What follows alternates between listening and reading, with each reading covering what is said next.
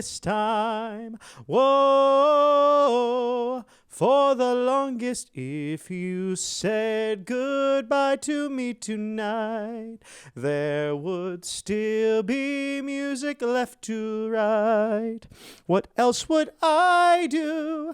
I'm so inspired by you. That hasn't happened for the longest time. Welcome to the Voice of Reason. Nothing like starting out the show with a little bit of Billy Joel to put a smile on your face. And again, Thursday night, so it's the Voice of Reason. The history, Mr. Director. Did you know about all of the government shutdowns that have happened in the past? Well, here's a brief history of U.S. government shutdowns according to the Peter G. Peterson Foundation. Now, the United States government has been shut down since October 1st because lawmakers could not pass funding laws for executive agencies for the fiscal year 2026. And I should be more specific, the Democrats in the Senate. This is, make no mistake, Senator Chuck Schumer's shutdown. Now, while political disagreements over the national budget are not unique to the United States by any means, government shutdowns are and have unfortunately occurred several times over the past few decades. Now, government shutdowns not only interrupt crucial services and programs, but they also impose costs on federal agencies, as we're seeing billions of dollars really go out the window week to week. Here we explain how the history of the government shutdowns in the United States and how other countries tend to avoid them. And as Secretary Besson has said, this will take some fair-minded Democrats, for once, to come to the table and end this ideological lunacy. Now, what is statutory basis for the grounds regarding a government shutdown? Before the early 1980s, federal agencies simply kept operating when appropriations had expired, known as the funding gap, if you've heard that term in the past. Now, the agencies minimized all non-essential operations and obligations, believing Congress did not intend for agencies to close down. Some of the activities that agencies would refrain from during this period were hiring, grant making, and non-emergency travel. So the 1970s appropriation legislation started getting tied to continuous policy issues such as abortion and school integration. So that caused 6 funding gaps in fiscal years 1977 to 1980, or in the bulk of Jimmy Carter's presidency, which ranged in duration from 8 to 17 days. Now, in 1980, reacting to those increasingly frequent funding gaps, the president asked the United States Attorney General at the time, Benjamin Civiletti, to provide an opinion on how to interpret funding gaps in the context of the Anti-Deficiency Act. Now, the Anti-Deficiency Act prohibits agencies from obligating or expending federal funds before an appropriation is enacted or above the amount specified in the law. Now, the Attorney General, Mr. Civiletti, issued 2 opinions about the interpretation of the Anti-Deficiency Act in 1980 and 1981, which shifted the norm from government agencies operating with limited capacity. The opinions state that federal agencies may not spend money when there are no appropriations, with a few practical exceptions. One exception is for spending money to close agencies in an orderly way. Another exception is to allow spending when there is a connection between the agency's functioning and the safety of human life or the protection of property. Now, there have been 15 funding gaps since the Civiletti opinions, including the government shutdown that we most recently saw starting on October 1st, 2025. Now, since many of those funding gaps occurred for a brief period of time or over a weekend, there was not widespread government disruption. 4 of these funding gaps, however, lasted 4 or more business days and broadly impacted government operations. The longest of those 4 shutdowns lasted 34 full days, from December 22nd, 2018 to January 24th of 2019. The most recent funding gap is ongoing and getting pretty near because of this Thursday, October 23rd. We are at the 23-day mark. Now, do government shutdowns happen in other countries? Government shutdowns do not occur in peer countries because their governments do not react in a lapse in funding bills by shutting down operations. Instead, they implement shorter-term solutions, such as continuing to operate the government at the amount budgeted the year before, or longer-term solutions, such as holding elections so new governments can pass the annual budget. In Germany, a federal parliamentary republic, delays in passing the annual budget are typical in election years. Now, that does not stop the government from operating in its entirety, but Germany's law states that if the legislature does not enact a budget before the start of the legislative term and that fiscal year, funding continues at the previous year's amount to maintain institutions, meet obligations, and continue construction projects, benefits, and services. So in other cases, that revenue and reserves cannot cover the costs. The government can borrow 25% of the previous year's budget. Well, what does that lead to? Inflation as a result. Some systems slightly different than ours. Now, South Korea utilizes a presidential system, much like the constitutional Republican government we have here in the United States. And like the United States, responds to delayed annual budgets similarly to that of Germany. Now, South Korea's legislature is late in enacting a budget.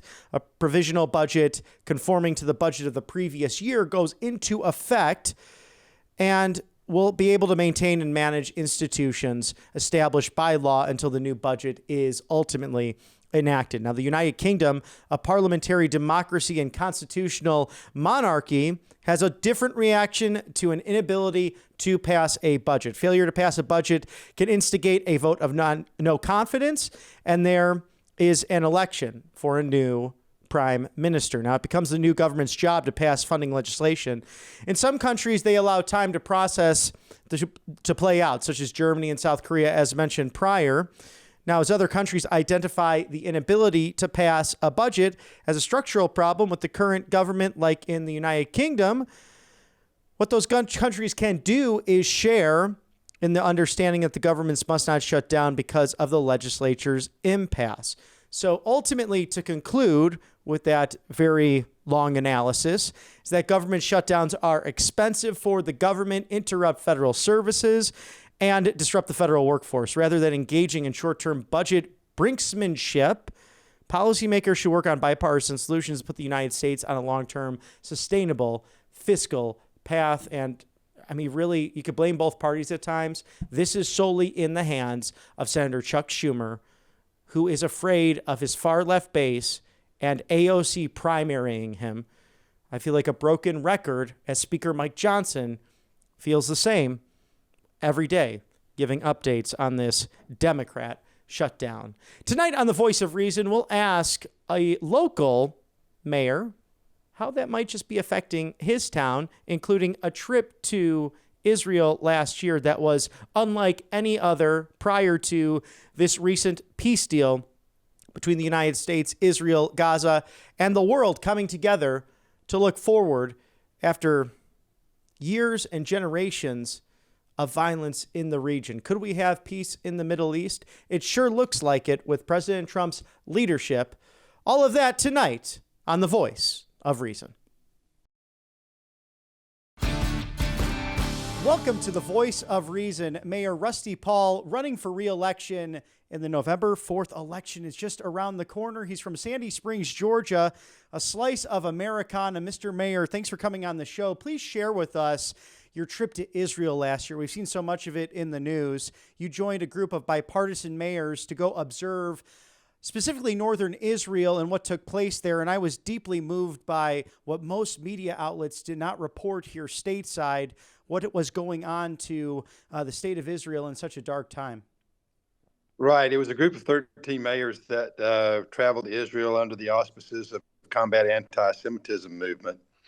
And you said northern Israel. They wouldn't let us go up there. I have a lot of friends. We have a sister city relationship in the north, Akko, and a cluster of other communities, Kfar Fadem and Malat Tarshiha. And they said it was too dangerous. Hezbollah was still roaming. But we did go down to Kibbutz Be'eri and the Novo concert ground. We went to And we met with survivors, we met with victims, we met with a lot of families who were hurting. This was this was June of last year, about 8 months after October 7th. And it was, just to see the brutality that was inflicted on the people of southern Israel during the Hamas attacks, and hear the stories. We heard, for example, one of the nurses at one of the kibbutz was calling her parents, knowing that she was about to die, to tell them goodbye. Now, I don't speak any Hebrew, but you didn't have to speak Hebrew to understand the terror that she was going through. And in that recording, you could hear the gunshots that killed her. And then you talk to family members who did survive but lost family members. Talk to a survivor of the Novo concert who ran for 4 hours nonstop. She said the first hour they didn't realize they were running toward Gaza. When they realized that, they had to turn around and run back 3 more hours just to reach safety. And people would say, "Come hide with us." And they said, "No, we're going to keep running." And all those people that said, "Come hide with us," were slaughtered.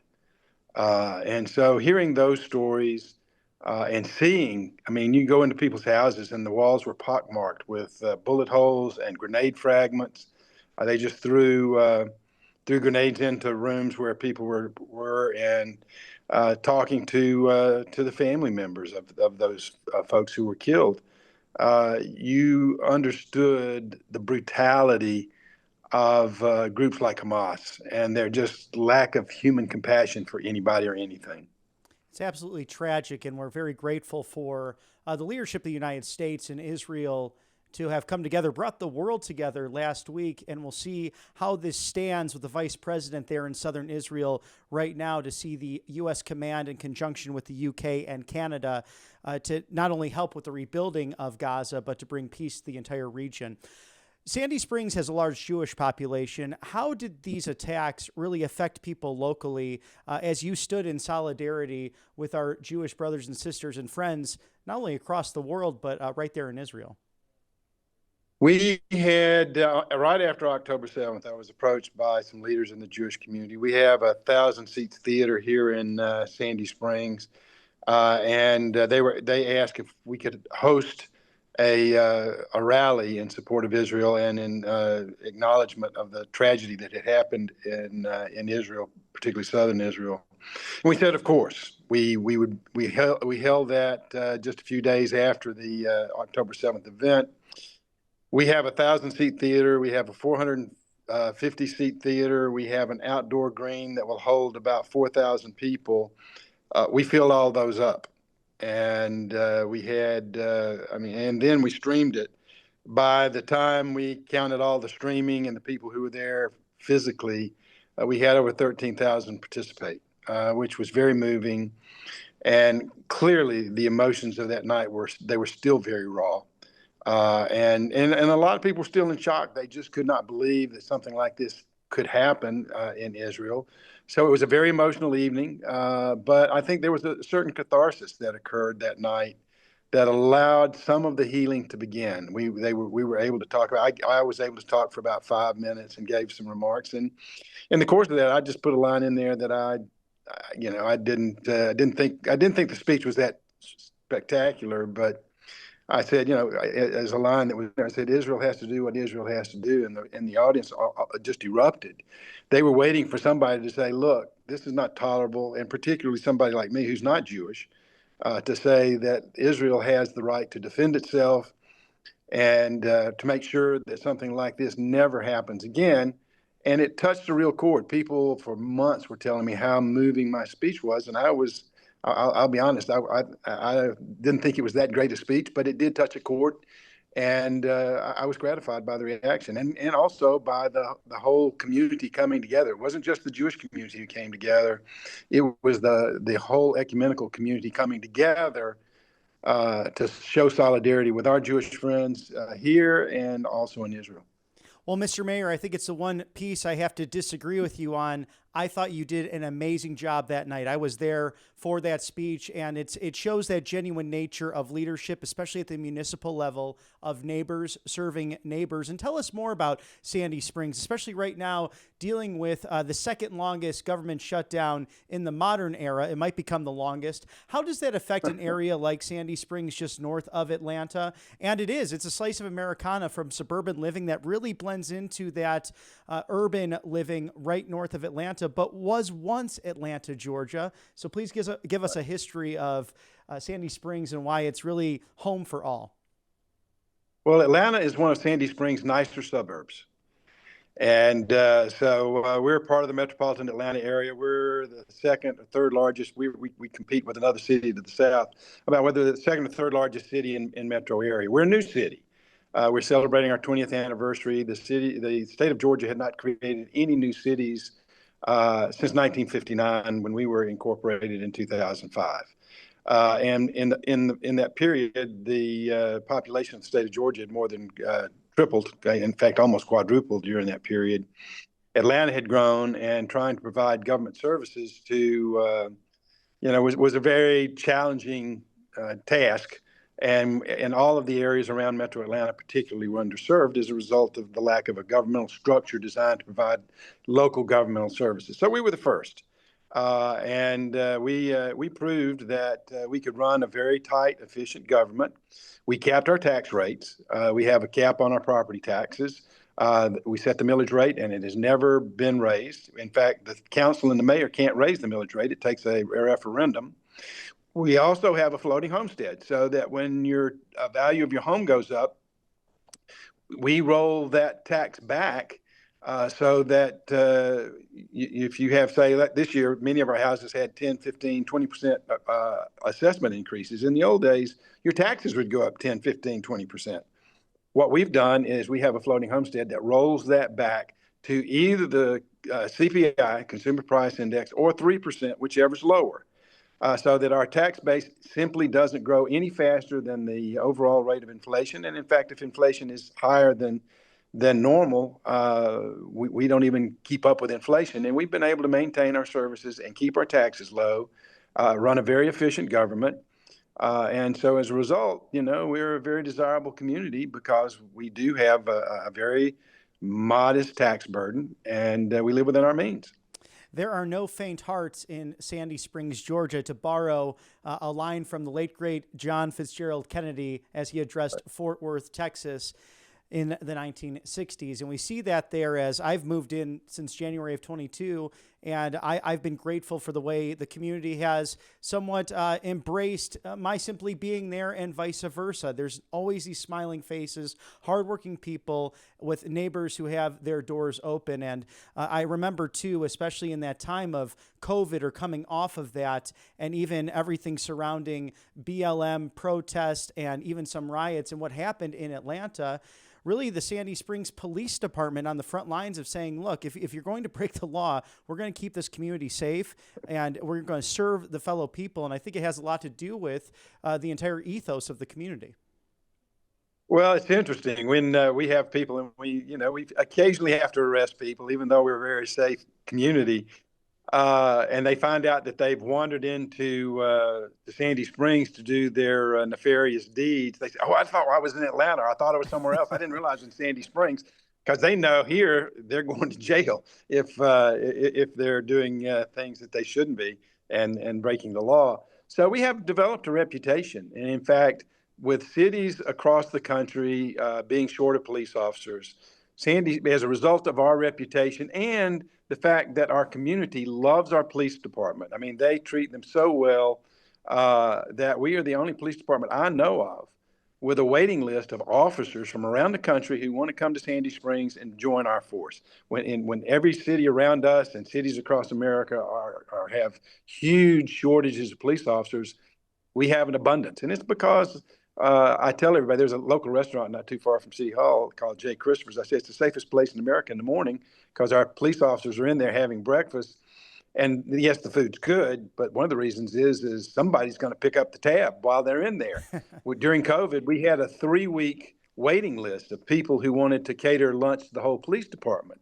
And when you treat your officers well, they're willing to risk their lives for us. They don't want to pay that price, but they're willing to go in.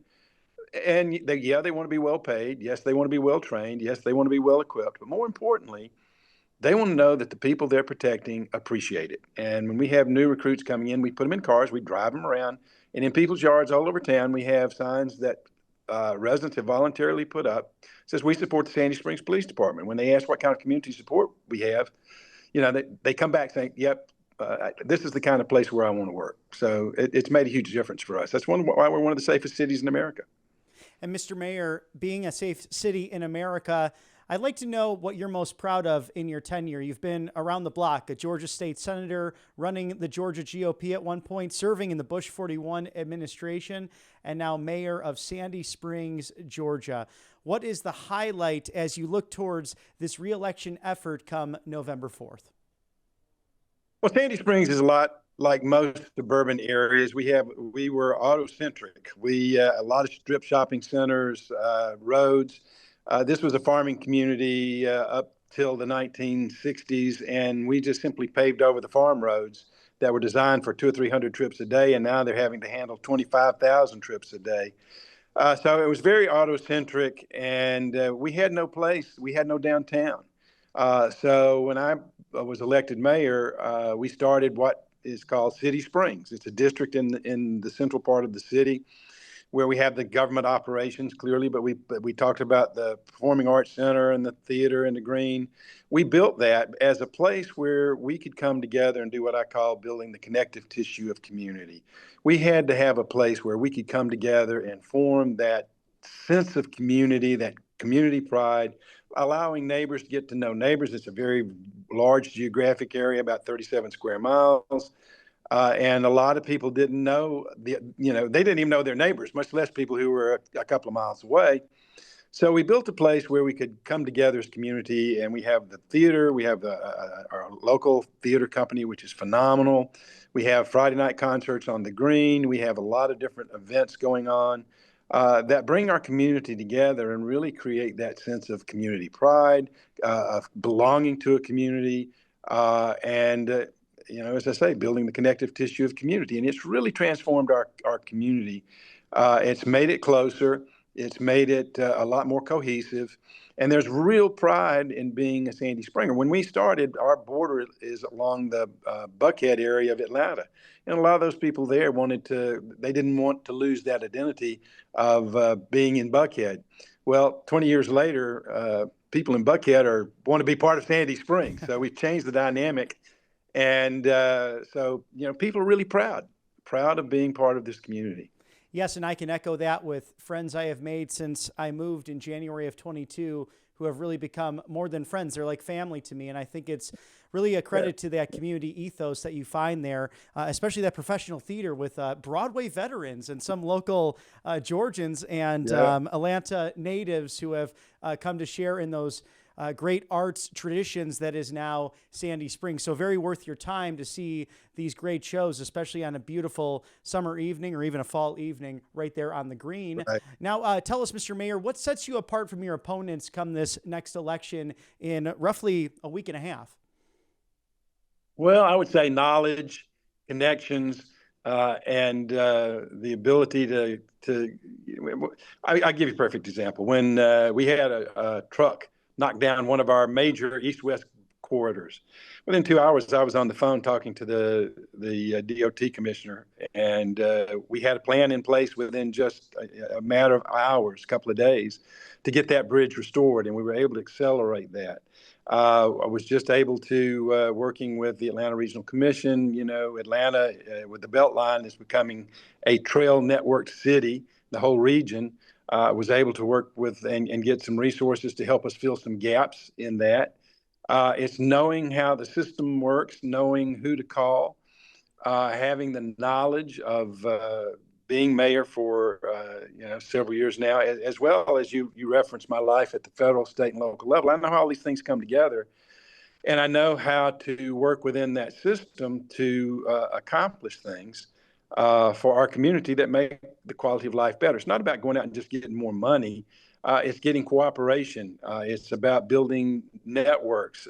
For example, before we became a city, the argument was that these new cities would create a balkanized environment where nothing would ever get done regionally.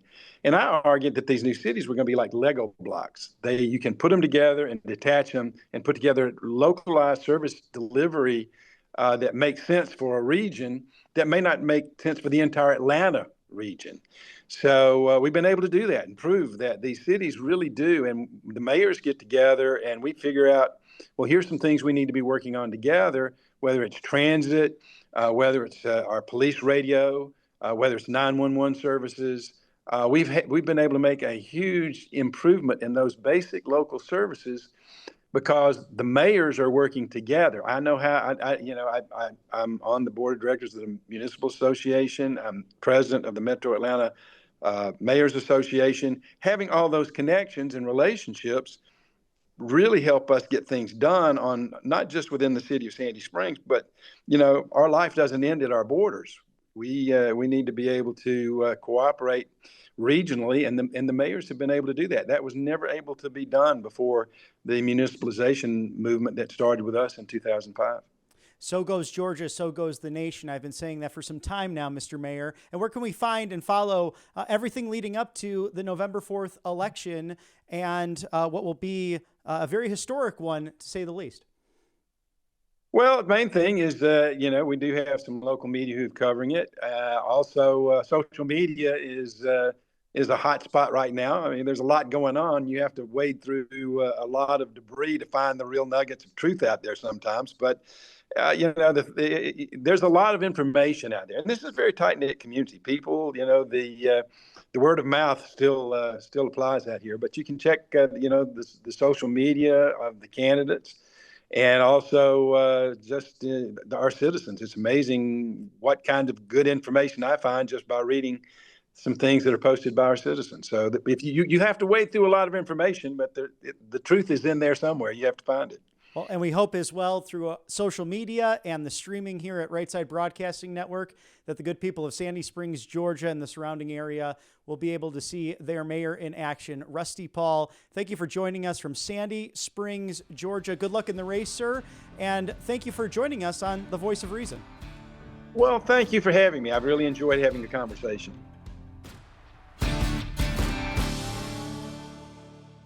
Thank you to Mayor Rusty Paul of Sandy Springs, Georgia, for your commentary and analysis as the upcoming election is Tuesday, November 4th. Be sure to get there and vote early or on the day of in your respective neck of the woods as we look to the midterms in 2026.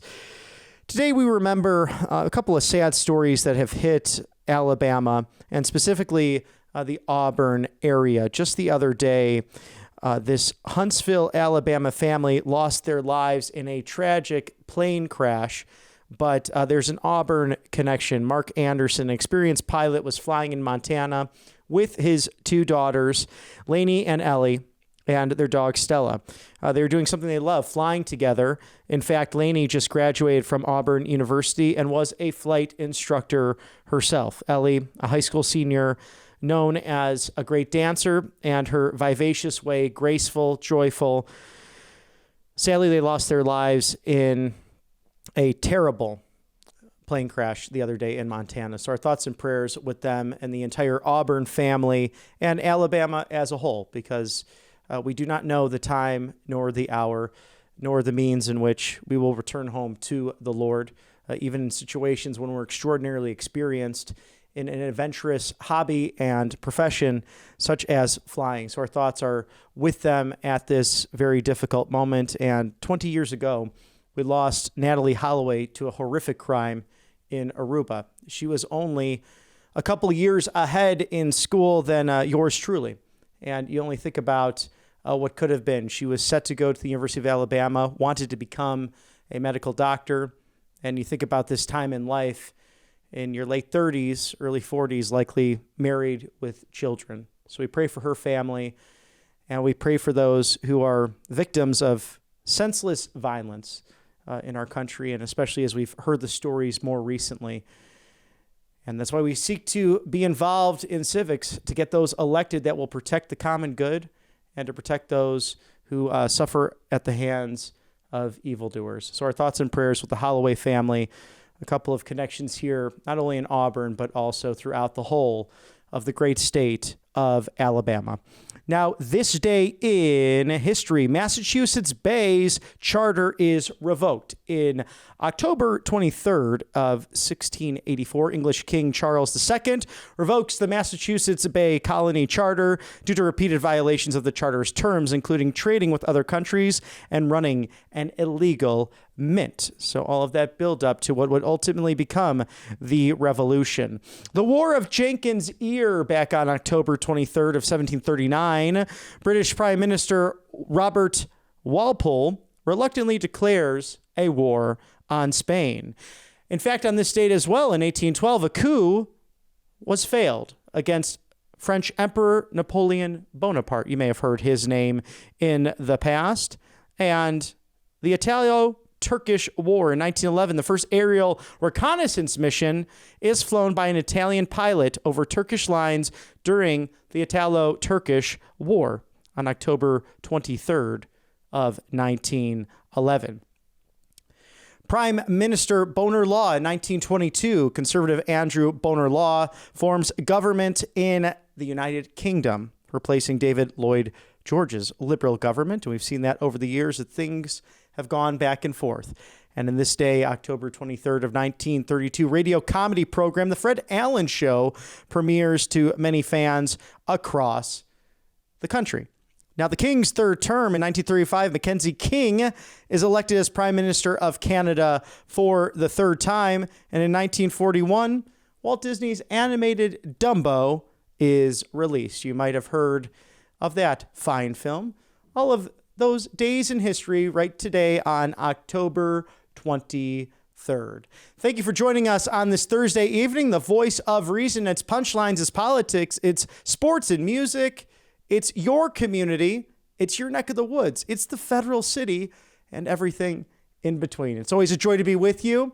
I'm Robert McNeily. Until next week, we will see you very soon. Be well and God bless.